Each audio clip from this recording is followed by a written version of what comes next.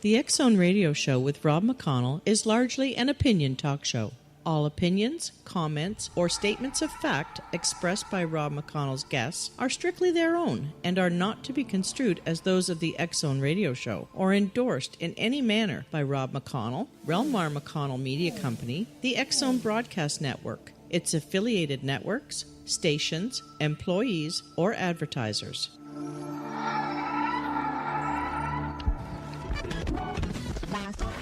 All Hit Radio.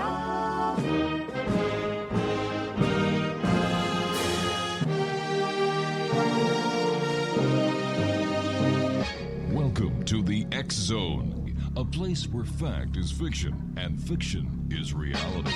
Now, here's your host, Rob McConnell.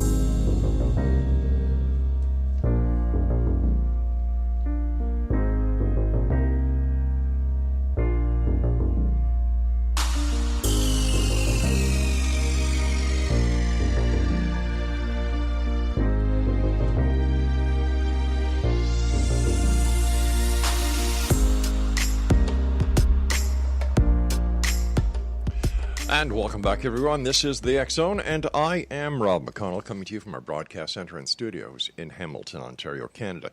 If you would like to send us an email, xzone at xzoneradiotv.com on all social media sites, X-Zone Radio TV. And for all of the programming available on the X-Zone Broadcast Network 24/7, 365, visit www.xzbn.net. My guest this hour, X-Zone Nation, is Amelia Cotter. She is an author, storyteller, and she has also done a lot of work within the paranormal. So let me see. Amelia, why don't you come on and tell us about your paranormal experiences and why you do what you do? All right, sounds good. Thank you for having me. My pleasure. Oh, boy. It's hard to know where to start. So the beginning. The beginning is always the best place. Yeah, right. I have had a number of interesting experiences throughout my life. I got interested in ghosts when I was a kid, going to the library and checking out all of the old books that used to be all lumped into what was then the occult section, where all the cool books were about parapsychology and everything. And then, so I grew up in Maryland, and I had the pleasure of exploring some really interesting abandoned, haunted places near where I grew up, and my parents kind of encouraged me to do so safely. They thought it was kind of neat themselves, so my parents encouraged me to explore this house that was close to where my dad worked in Baltimore County, Maryland. He worked at a restaurant on what had been My Lady's Manor, owned by Lord Baltimore. So there were a bunch of houses on the property dating from like the 17 and 1800s, and one of them was affectionately known locally as Walter's House. And I got a chance to walk through some of the safer parts of the house in the daytime and check it out. I was a history buff too, and I think that's what my parents wanted to instill in me, was a love and an affinity for history, and feeling lucky to have some of these places that were still standing that were many hundreds of years old. And I live in Chicago now, so we don't really see that out here in the Midwest. Right. In any case, I fell in love with this house called Walter's House, and that kind of started me on a lifelong track of being interested in ghosts and ghost stories and people's personal experiences, mostly in a positive way. Some people come to it, I think, because they have terrifying experiences. They grow up in a haunted house or something like that. I became more like romantically fascinated with ghost stories, and that's kind of carried me through to today, where I've written books and done a lot of research. Right. And been involved with a show called the RIP Files, which is a paranormal investigation reality show, and gotten to explore a lot of different places mostly around the U.S., but in some other parts of the world as well. All right, some of your books include This House, the True Story of a Girl and a Ghost, Maryland Ghost, Paranormal Encounters in the Free State, as well as you did a children's book entitled Breakfast with Bigfoot. Before I get into asking you about your children's book, Breakfast with Bigfoot, what has been the scariest I mean, the most scariest experience that you have ever had? That is such a great question. And sometimes, depending on my mood or what's going on that day, my answer will change. Sometimes I'm like suddenly struck with a memory of something incredible that happened. But one thing that stands out in my mind was when I visited the Patapsco Female Institute, which is in Ellicott City, Maryland. With when I was filming the RIP files, we spent a night there, and that was a girls' finishing school that was built in the 1830s, and it's been partially restored, and they do outdoor theater there and weddings and all kinds of stuff. And there was only one reported death on the property, and we weren't sure how haunted it was actually going to be when we went to film there. It was just a really cool location. And it was one of the only times that, so I haven't seen too many things. I feel like I did see a ghost when I was a kid, but otherwise I haven't seen too many things with my own eyes. But I actually saw what people would normally describe as shadow figures, which were like these, but they weren't like people-shaped shadow figures. They were like these gelatinous masses that were moving along the outer walls of this building. And it was one of the only times I had ever felt like a dark kind of presence, not evil or demonic or any of the buzzwords that people sometimes use, but definitely something that did not have any kind of good intentions and didn't seem to be like a human spirit. So do you believe in ghosts if you haven't seen one? I do. I Why? do believe in ghosts. I don't have a definition for what I think ghosts are. So we use the word ghost or spirit or apparition or demon or whatever to describe a number of different types of things that we see. And I feel like the more I've experienced throughout my life, the less I understand the activity that I'm looking at. But I believe they exist. I just don't think I understand what they are. I think we also tend to look at ghosts and spirits through a religious lens, and I try to see them as just something that is some kind of phenomenon. And I did see a ghost, I believe, when I was a kid, and that was your classic sort of, full body apparition in front of my eyes type of experience. But other things, have kind of gotten to me, just strange dreams, all sorts of things that go along with, like when you're investigating or studying or researching, even when I've written books and experiences that I've had in my own home while I was writing, a book or a story in an otherwise non-haunted location. And it's just made me wonder. It's definitely brought more questions than it has answers. So I'm trying to understand where your belief in ghosts come from. I don't understand. Was it the apparition that you saw when you were a young girl? Was it your love for history and was it your love for reading books? Or where did the desire to do what you're doing today come from? I think for me, I've always been fascinated by ghost stories. Okay. So I think that's where it started for me when I was a kid. I read the scary stories, tales by Alvin Schwartz when I was a kid. I loved to be scared. I loved scary movies, the ones I was allowed to watch. And I enjoyed being scared. I grew up in a small town in Maryland, so I had a few options when I was a teenager. One of them was to, party and act out, and I wasn't cool enough to party with the cool kids, so I was friends with the people that wanted to go explore graveyards and stuff like that. And I also loved history, and it made me feel connected to history and connected to where I grew up. And so I would go and explore these strange places, and I think my desire to know more about the world and the mysteries of the world sort of was rooted in my love for ghosts and ghost stories. My personal paranormal experiences are kind of secondary to all of that. I know some other folks too, especially out here in Chicago, that have spent their whole lives researching and writing about the paranormal and have yet to have a paranormal experience. They just think it's really freaking cool.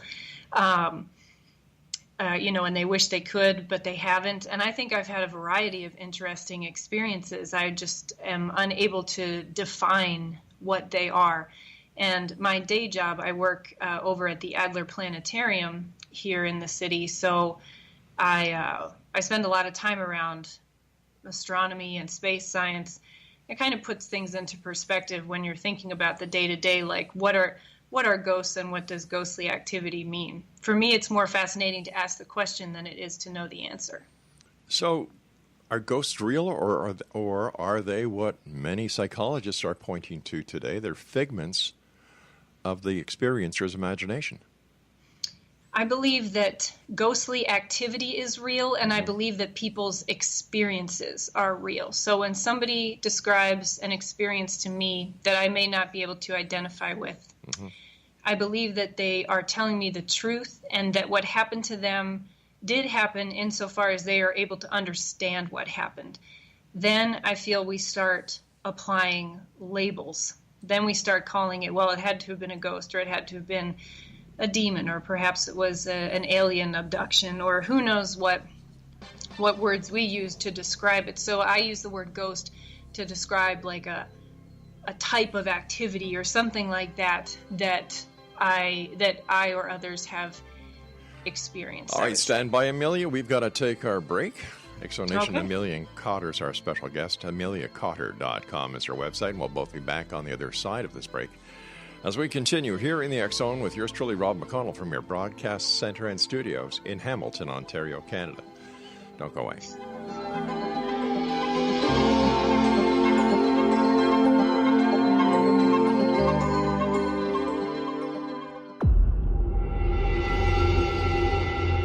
Whether you're a skeptic or a believer, join me, Rob McConnell, as together we'll investigate the world of the paranormal and the science of parapsychology here on the X Zone Radio TV show on XZBN and the X Zone TV channel on Simul TV. Since 1990, the X Zone Radio TV show has been the place where people dare to believe and dare to be heard. Together, we'll investigate UFOs, aliens, ghosts, Bigfoot, psychic phenomenon, lake monsters, conspiracy theories, government cover-ups, the truth embargo, alien abductions, ESP, haunted locations from around the world, and so much more. With over 28 years of broadcasting and more than 4,500 individual guests, the X Zone is truly a place where fact is fiction and fiction is reality, as evidenced by the credibility, integrity, and professionalism of the guests that we bring to our international audience. If you have seen a UFO, had a close encounter, seen a ghost, Bigfoot, lake monster, or a story that you would like to share or have investigated, contact me, Rob McConnell, by sending me your email to xzone@xzoneradiotv.com, or you can call toll-free 1-800-610-7035, extension 143, and on Skype, X Zone Radio TV. For more information on the X Zone Radio TV show with yours truly, Rob McConnell, visit www.xzoneradiotv.com or www.xzonetvchannel.com or simultv.com and xzbn.net. Until next we meet here in the X Zone from our broadcast center and studios in Hamilton, Ontario, Canada, always remember, X Zone Nation, keep your eyes to the sky and your heart in the light.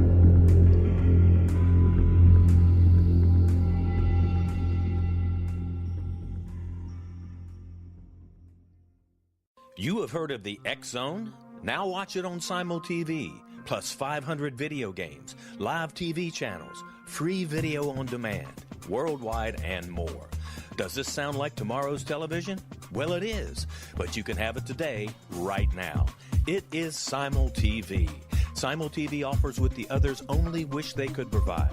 15 exclusive channels like X Zone, sci-fi, and horror. We are worldwide. No other provider offers that. 500 built-in video games. No need to have an extra expensive system. We have them included. Free video on demand. Live streaming events from around the world. interactive online network, and much more. Tomorrow's TV today. Simul TV. Sound too good to be true? Well, it's not. You can have Simul TV today. Sign up at simultv.com. Do it today.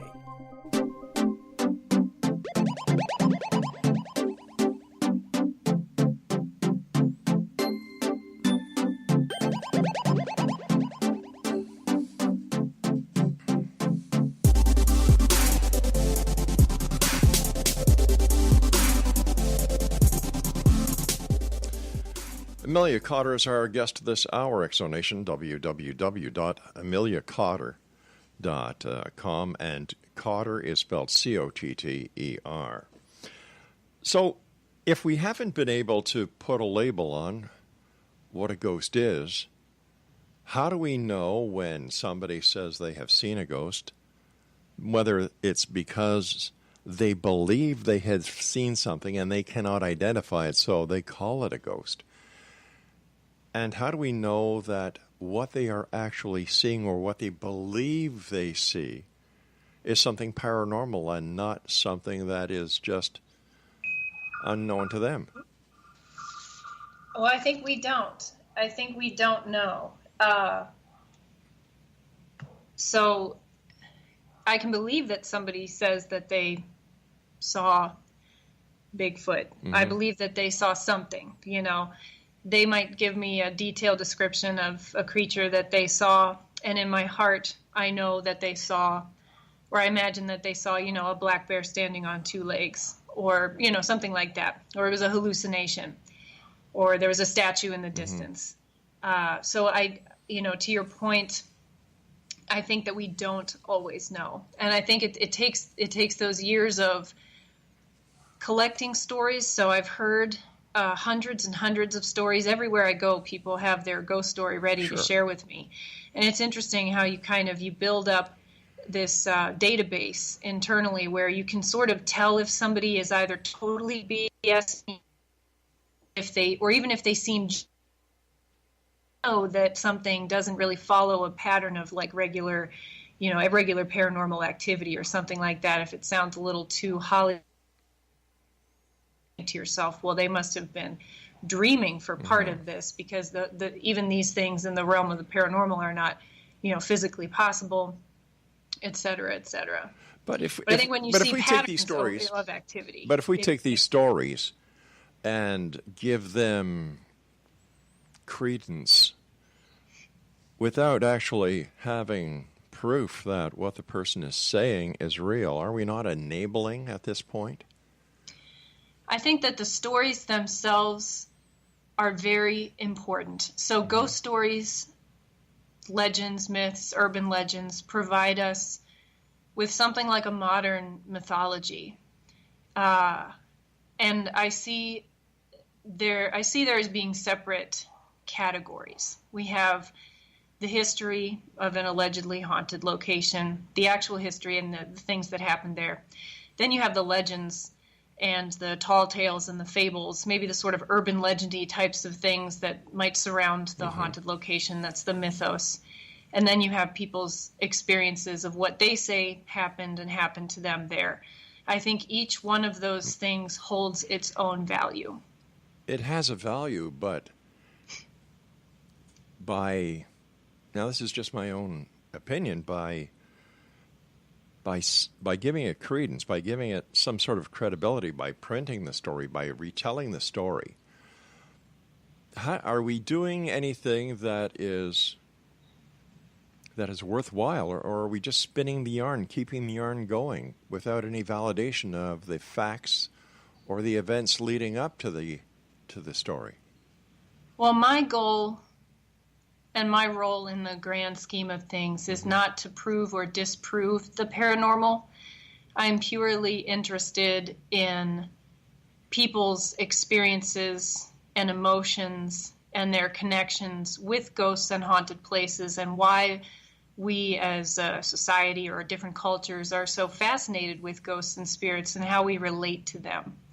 So that's a little bit more of like the heady stuff and the philosophical end of things, more so than it is deep down in the nitty-gritty of, discovering whether or not ghosts really exist, if there's an afterlife, if we can use science to demonstrate paranormal activity and things like that. That is not so much my forte.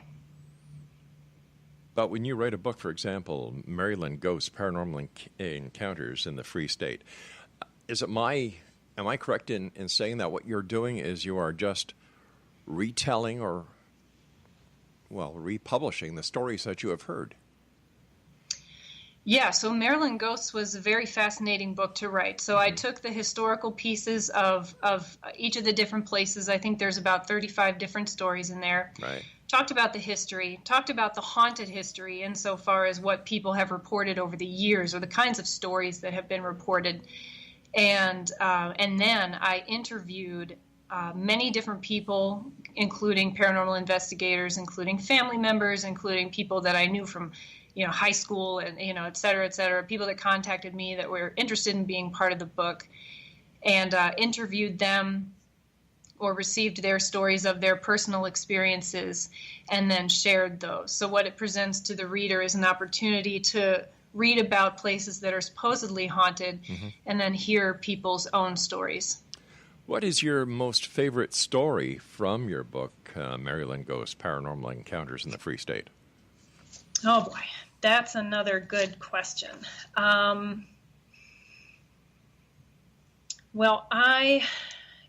have a personal affinity for the National Museum of Civil War Medicine because I worked there when I was in college, so I'm very familiar with it. And that's in Frederick, Maryland, which is close to where I went to school. And it was a really, really neat building. So the building that the museum was located in was built in 1832, and it was a furniture store and later a coffin manufacturer during the Civil War itself, because the guy who owned the place really wanted to capitalize on making money any way he could. And so the building itself has a storied history, and then they opened up the museum later, much later, obviously, and filled it full of these really neat artifacts, including like the last surviving Confederate surgical tent and other neat things. And I got to work there for a couple of years. Sometimes I was the only person in the building, and it was just a treasure trove of history and creepy mannequins and other kinds of like displays along those lines. And then of course, there were a lot of ghost stories, and that place was different in the sense some places you go to that are supposedly haunted, nobody wants to talk about it. Everybody wants to keep it very hush hush. This place, they fully embraced that it was supposed to be haunted, and they embraced their ghost stories, and they invited people to be part of. I don't know how to describe it, but they brought people into the fold because it did get people interested in history and got, if you could make that personal connection with an object or with an exhibit through a ghost story, then they would go ahead and let you have that. And it was just darn creepy. I remember the alarm at the end of the day was at the other end of the building from the lights, which is like something you would only see in a horror movie. So I would turn off the lights and then run from one side of the building to the other to set the alarm and then get the heck out of there. Oh, my gosh. Yeah, a grown woman. So so while you were there, I mean, besides the feeling of creepiness, beside the feeling of that anyone in their right mind would get under those circumstances, did you see or experience anything that you could call paranormal? I once witnessed a stack of books falling off a shelf in succession, one right after the other. And it looked almost as if the way you would open a book and flip the pages, this stack of books that was back to back, just sort of like 1, 2, 3, 4, 5, just sort of fell off the shelf onto the floor, right in front of me and in front of another person who was working there. And it was accompanied, I've often felt when I've been in the presence of real paranormal activity, I feel this like static electricity go through my body. And I felt it then too. And the person I was with said that they saw a mist, almost like a cigarette or cigar smoke type of mist, float away from the bookshelf after after we saw the books fall. And I did not witness that, but I certainly was heavily creeped out. And even creepier than that, even more interesting than that, one time I had to go up to the 3rd floor where the offices were, where I wouldn't normally go, but I needed to do a favor for somebody, and I was there over the weekend. I heard men's voices coming from one of the back offices, and the closer I got to the office, I could still hear the voices. It was like 2 low men's voices murmuring, but you couldn't really understand what they were saying. And even though I could tell the voices were coming from that particular office, even though I got closer, the voices still didn't sound like they were getting any closer. They sort of sounded like they were further and further away. And I've heard people sort of explain ghostly voices in those terms before, where it felt like it was coming from everywhere and nowhere all at the same time. And that was very interesting. It lasted for a while. It wasn't like I heard something briefly and then was able to second guess myself. I could hear them clearly talking, yet I couldn't understand what they were saying. So how long did you stay at that job? I worked there for 2 or 3 years. Wow. And they opened a sister site at the Pry House Field Hospital Museum, which is on the Antietam battlefield. The Pry House had previously been a stop along the driving tour of the Antietam battlefield, and then they opened it up to the public. And I worked there for a couple of summers, and that was another special experience as well. All right, Amelia, please stand by. You and I have to take our news break at the bottom of the hour. And X Zone Nation, Amelia Cotter and I will be back on the other side as we continue talking about the weird, the strange, ghost, hauntings, things that go bump in the night, and much more here in the X Zone from our broadcast center and studio in Hamilton, Ontario, Canada. For more information on Amelia, visit our website, www.ameliacotter.com. And don't forget, Cotter is spelled Cotter.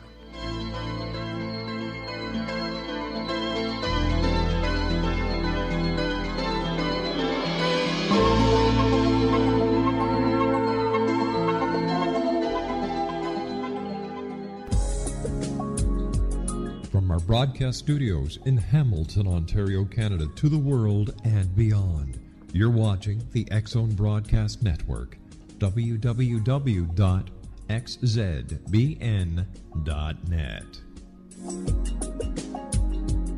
AVS Media Demo. You have heard of the X Zone? Now watch it on Simul TV, plus 500 video games, live TV channels, free video on demand, worldwide, and more. Does this sound like tomorrow's television? Well, it is, but you can have it today, right now. It is Simul TV. Simul TV offers what the others only wish they could provide. 15 exclusive channels like X Zone, sci-fi, and horror.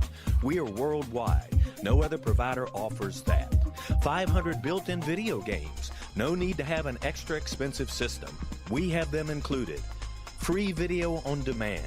Live streaming events from around the world. Interactive online network, and much more. Tomorrow's TV today. Simul TV. Sound too good to be true? Well, it's not. You can have Simul TV today. Sign up at simultv.com. Do it today.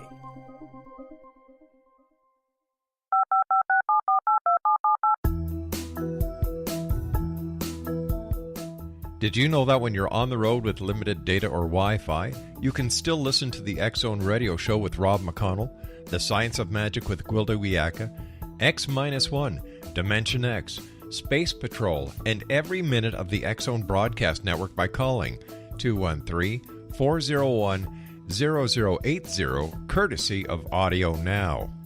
No smartphone, app, or internet needed. It saves your data plan, and it's free if you have unlimited minutes. Call 213-401-0080 to listen on any phone, anytime, anywhere. Remember 213-401-0080 for the best of the paranormal, parapsychology, and sci-fi radio programming anywhere, 24/7, 365.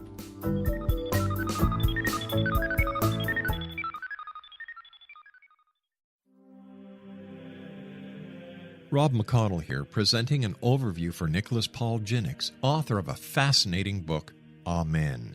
It presents facts revealed by Egyptologist, facts that enable us to understand why Amen is the beginning of creation of God. It provides recommendations for religious leaders of the major religions to unify their beliefs and teach the Word of God. Love one another. Amen informs people how mankind conceived God.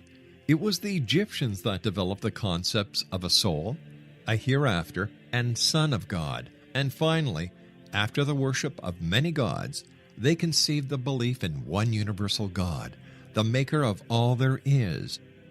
For more information, visit www.futureofgodamen.com. That's www.futureofgodamen.com.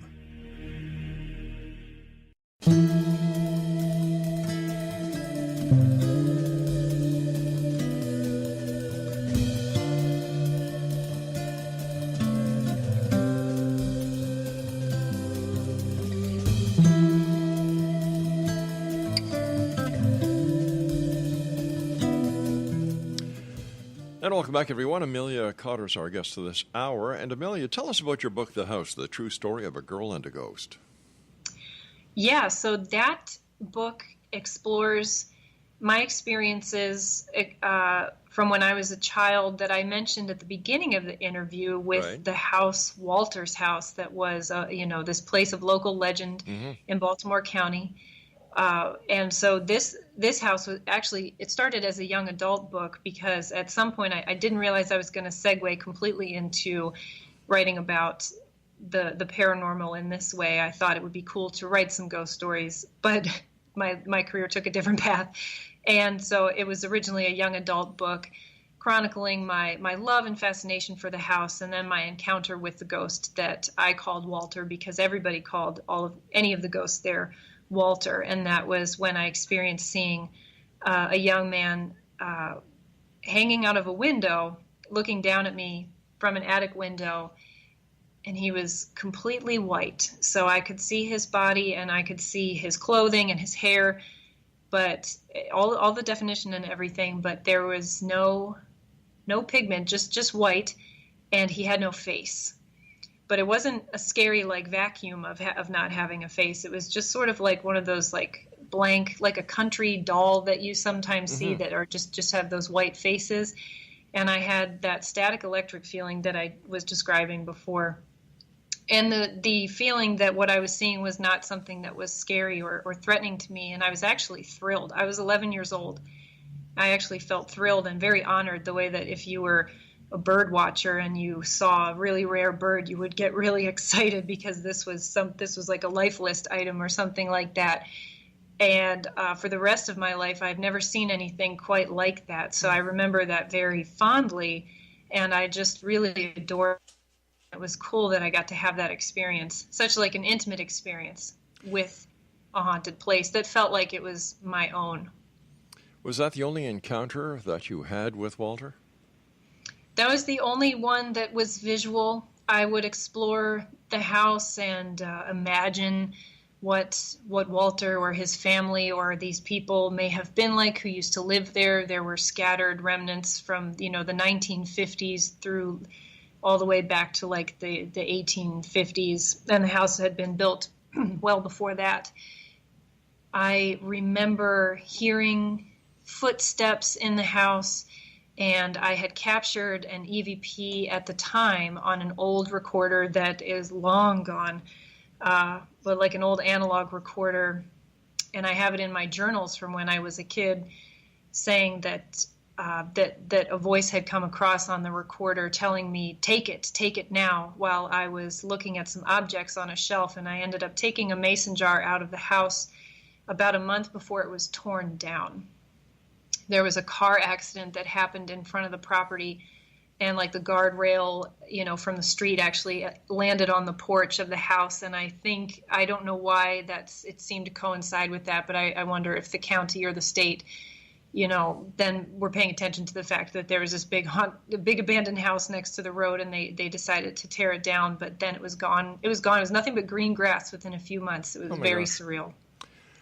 Over the years doing this show, I've come to realize something, that the majority of paranormal researchers, especially those who investigate ghosts, are actually historians. Yeah, isn't that interesting? I wonder if they do go hand in hand, because it allows for that connection to history, that sort of living history, for lack of a better term, not trying to be punny, but like, a living history connection, and an appreciation for history or architecture or old spaces. I've met a lot of people like that. Do we hear of any new homes or new factories or new buildings that are haunted?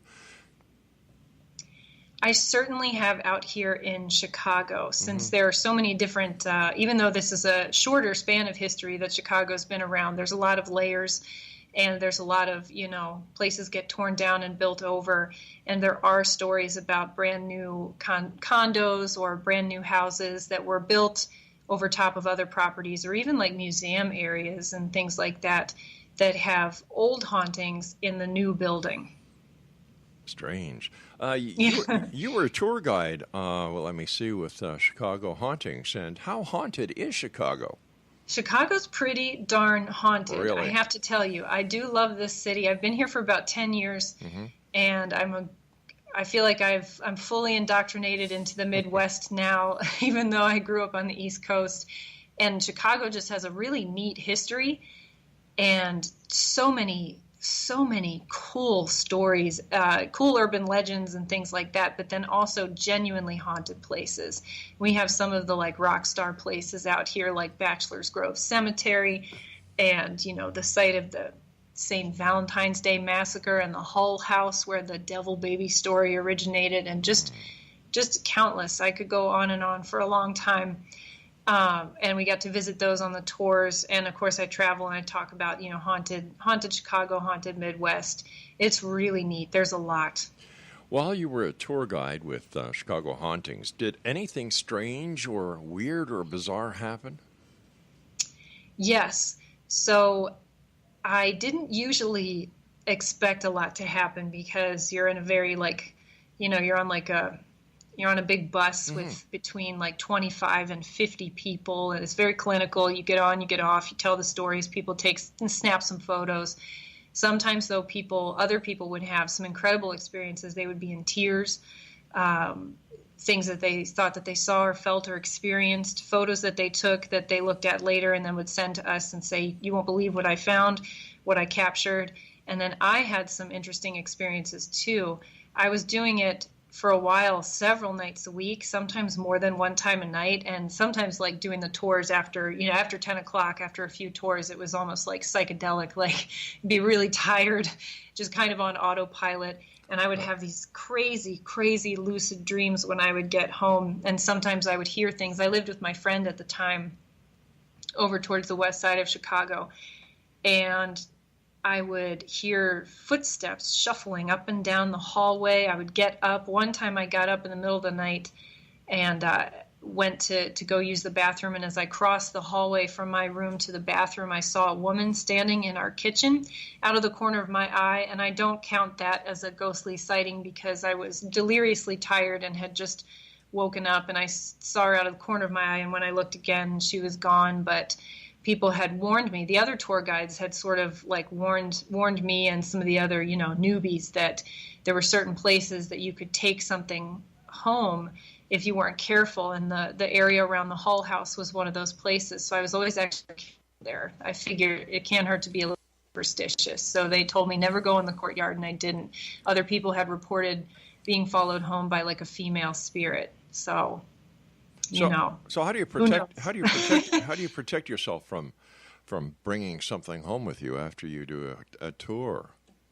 I would have little things that I would take with me. So some sort of a good luck charm or talisman or a piece of jewelry, or I would wear the same ring, same socks, kind of, something like that. And I would sort of, say a prayer beforehand, be in a good mind frame, have a clear frame of mind, and always discourage any energy from following me home. Sometimes I would actually say that out loud, and other times I would just sort of repeat it as a mantra to myself.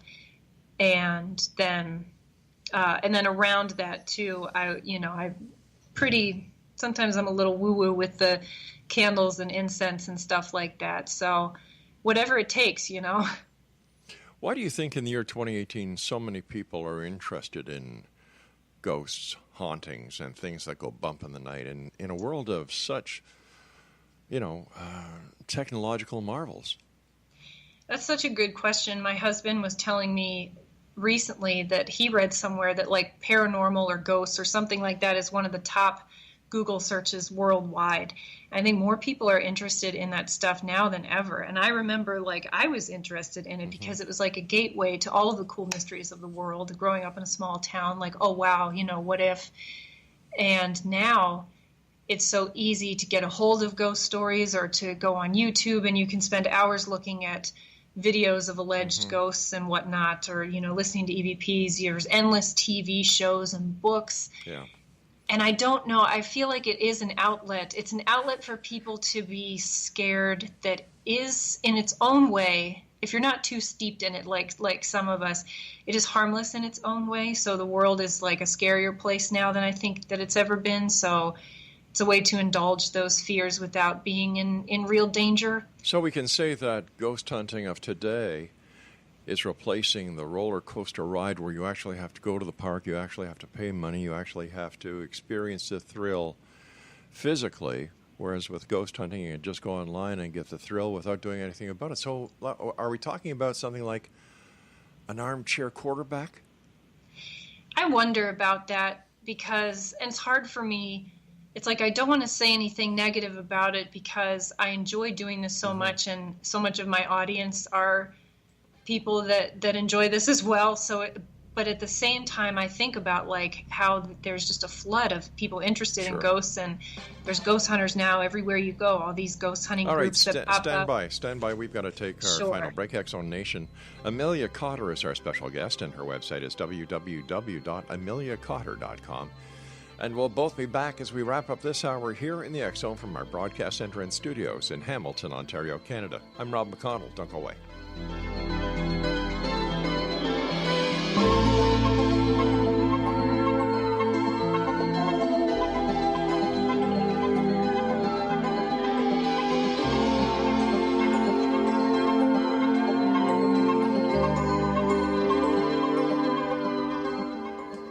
You have heard of the X-Zone? Now watch it on Simul TV, plus 500 video games, live TV channels, free video on demand, worldwide, and more. Does this sound like tomorrow's television?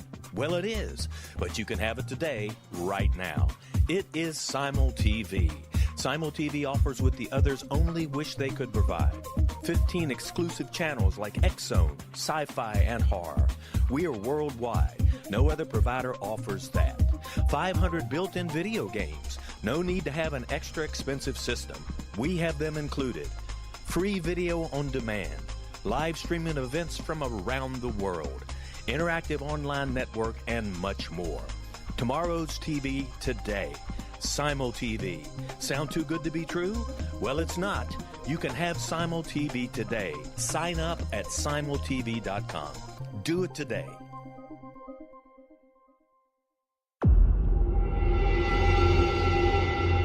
Whether you're a skeptic or a believer, join me, Rob McConnell, as together we'll investigate the world of the paranormal and the science of parapsychology here on the X-Zone Radio TV show on XZBN and the X-Zone TV channel on Simul TV. Since 1990, the X-Zone Radio TV show has been the place where people dare to believe and dare to be heard.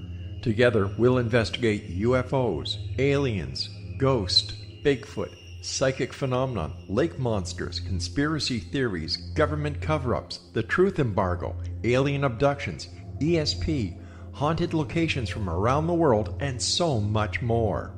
With over 28 years of broadcasting and more than 4,500 individual guests, the X-Zone is truly a place where fact is fiction and fiction is reality, as evidenced by the credibility, integrity, and professionalism of the guests that we bring to our international audience.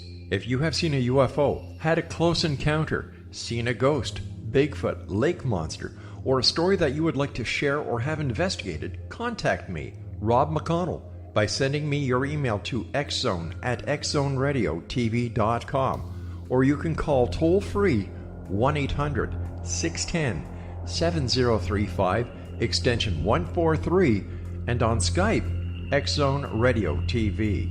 For more information on the X-Zone Radio TV show with yours truly, Rob McConnell, visit www.xzoneradiotv.com or www.xzonetvchannel.com or simultv.com and xzbn.net. Until next we meet here in the X-Zone from our broadcast center and studios in Hamilton, Ontario, Canada, always remember, X-Zone Nation, keep your eyes to the sky and your heart in the light.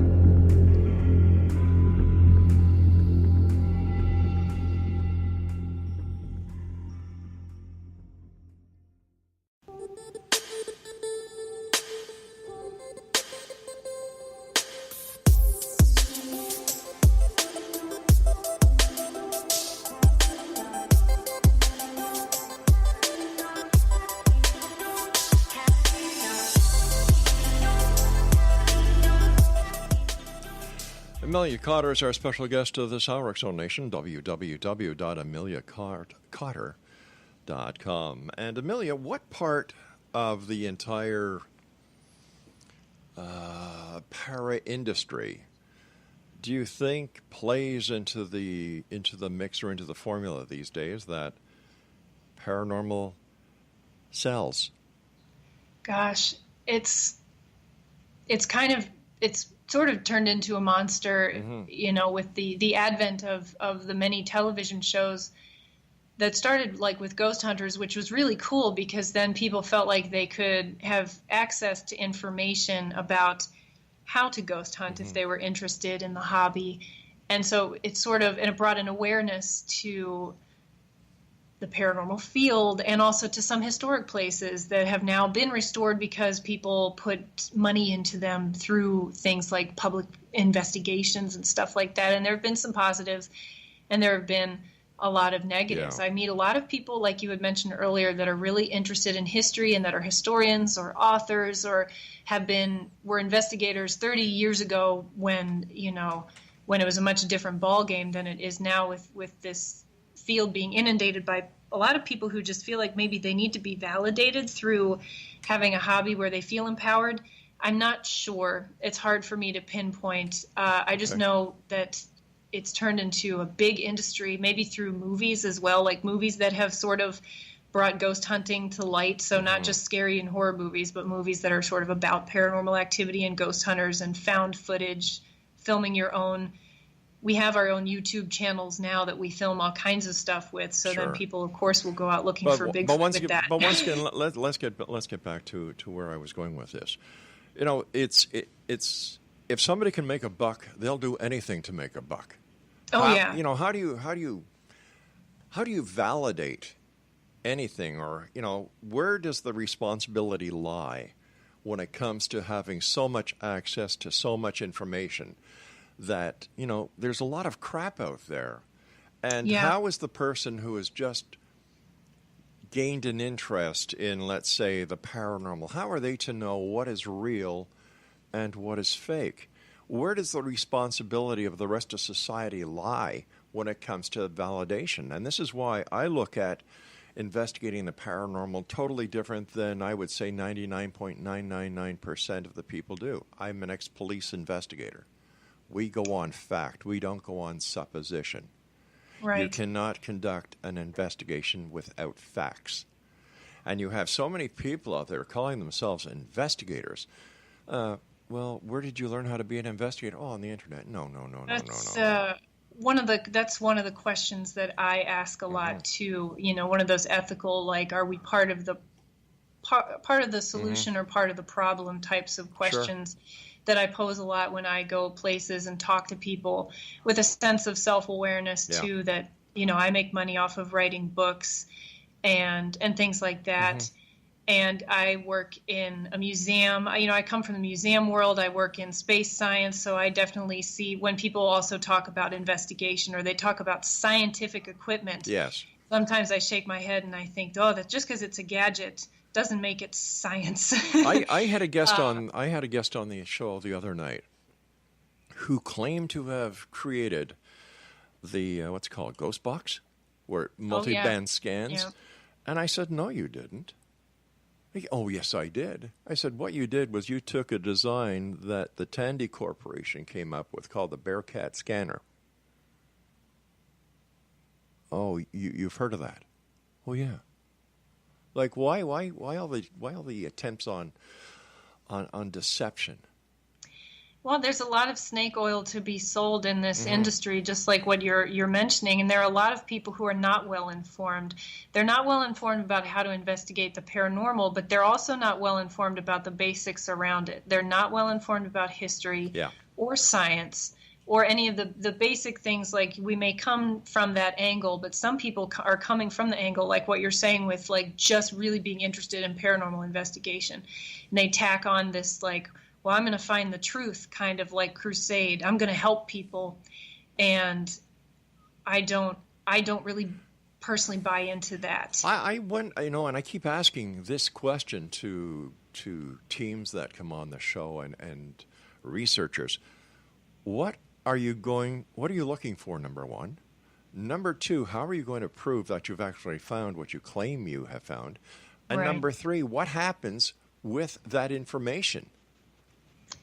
Well, and to your point about what you were saying with, the technology, the world of technology being so prevalent at our fingertips, that's probably been the nail in the coffin for any really good evidence, and I'll use evidence in quotation fingers, of the paranormal, because it doesn't matter how good or how grainy a video is or an EVP or anything. People, skeptics as well as hardcore paranormal investigators alike, are not going to believe what they're seeing anymore.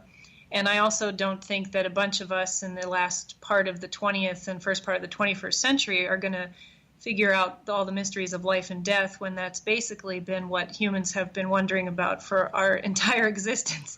So I find it very egotistical, too, that we think that we're going to do that with some old radios that, play AM frequencies over and over. How do you think the transhuman evolution and the possibility of perpetual life is going to affect the paranormal? I don't have an answer for that. I don't know. I'm very curious myself just to see what happens in the next couple of decades with all of this. It certainly is going to be very interesting. We're in the Halloween season. It must be busy for you. And yeah. Yeah, I'm running on fumes. So, right, even at this point in October, I'm already running on fumes. But I do love it. Do you think that Halloween is the catalyst behind the paranormal? Like our interest in the paranormal? Yeah, or the reason why it's kept around. I mean, the paranormal, because of all the. Well, the way I don't know. Yeah, it seems that as you're a child, you're filled with certain myths, and certain myths stick with you. And when it comes to the paranormal, there is no other myth or time of the year more adaptable or more pointed to the belief in the paranormal and life after death than the Halloween season. That's very true. Well, I wonder, it's also a kitschy time of year in its own way, in its own fun way, which I say with all love. So I don't know anymore if people are as fascinated with Halloween as they are with just year-round with ghostly phenomenon, but I'm sure it's rooted in Halloween for so many of us. Halloween's always been my favorite, so I'm one of them. So I wonder how come over all the years, especially with the advances in technology, cameras, and the different types of equipment that is being developed for the scientific community as well as the media, why this equipment hasn't been able to film a ghost, film a Bigfoot, a UFO, all the components of the paranormal. One would think that with the advances in photographic equipment, audio equipment, that these finds would have been made by now. I can't understand why they're still evasive unless they don't exist. I believe they have been, perhaps in bits and pieces, but they're buried in the mounds and mounds and mounds of the nonsense and the bad, the crappy evidence, like what you were saying earlier. And the good stuff is somewhere in there. And there's not a solidified community, especially with the Bigfoot community, let's say, where general, mainstream science is not on board enough to come forward or anything saying that they believe that it could be possible. Quickly, we've got about a minute and a half here. And first of all, I want to thank you so much for joining us. Great pleasure talking to you. This was a great conversation. This was refreshing. Thank you. No, it's I who thank you, because I know you're a very busy lady.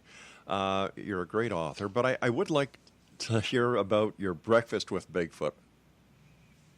Yeah, so it's based on a real Bigfoot encounter. I changed the main character, to a little girl to make it kid-friendly, obviously. But it is based on a real Bigfoot encounter that a man claimed to have, where he believed he was kidnapped overnight by a family of Big Feet, and then, returned safely in the morning. And it was a positive Bigfoot sighting. Amelia, once again, thank you so much for joining us tonight. It's been a great pleasure. To you and yours, a very happy Halloweeny. Same to you. Thank you. You take care of yourself. Now, at X-Zone Nation, if you'd like more information about our guest this hour, Amelia Cotter, and don't forget, Cotter is spelled Cotter. That's www.ameliacotter.com. Now, I'll be back on the other side of this commercial break with the news as we continue here in the X-Zone from our broadcast center and studios in Hamilton, Ontario, Canada. If you'd like to send me an email, xzone at xzoneradiotv.com, on all social media sites, X-Zone Radio TV. And to find out about the scheduling that we have available for the X-Zone Radio Show and the X-Zone Broadcast Network, www.xzbn.net. And for all the information on the X-Zone TV channel, that includes the X-Zone Radio TV show, let me see, Mysterious Destinations. We have Freeman Fly, who's joining us, Benjamin Radford, and a host of great people. They're going to be sharing their videos, their views, their beliefs with each and every one of you. And all you have to do is go to the X-Zone TV channel that is exclusive to www.simultv.com. I'll be back on the other side of this break as we continue here in the X-Zone from our studios and broadcast center in beautiful Hamilton, Ontario, Canada. Don't go away.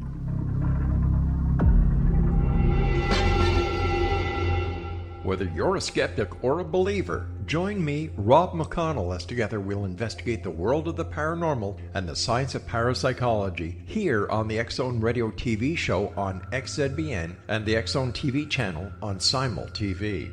Since 1990, the X-Zone Radio TV show has been the place where people dare to believe and dare to be heard. Together, we'll investigate UFOs, aliens, ghosts, Bigfoot, psychic phenomenon, lake monsters, conspiracy theories, government cover-ups, the truth embargo, alien abductions, ESP, haunted locations from around the world, and so much more. With over 28 years of broadcasting and more than 4,500 individual guests, the X-Zone is truly a place where fact is fiction and fiction is reality, as evidenced by the credibility, integrity, and professionalism of the guests that we bring to our international audience. If you have seen a UFO, had a close encounter, seen a ghost, Bigfoot, lake monster, or a story that you would like to share or have investigated, contact me, Rob McConnell, by sending me your email to xzone at xzoneradiotv.com, or you can call toll-free 1-800-610-7035, extension 143, and on Skype, X-Zone Radio TV.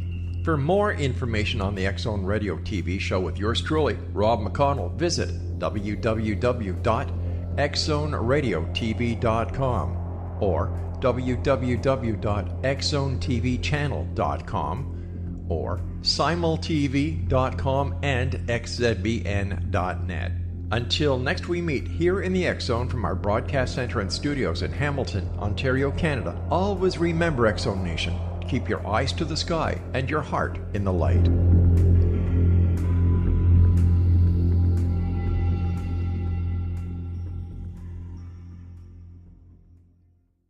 You have heard of the X Zone? Now watch it on Simul TV, plus 500 video games, live TV channels, free video on demand, worldwide, and more.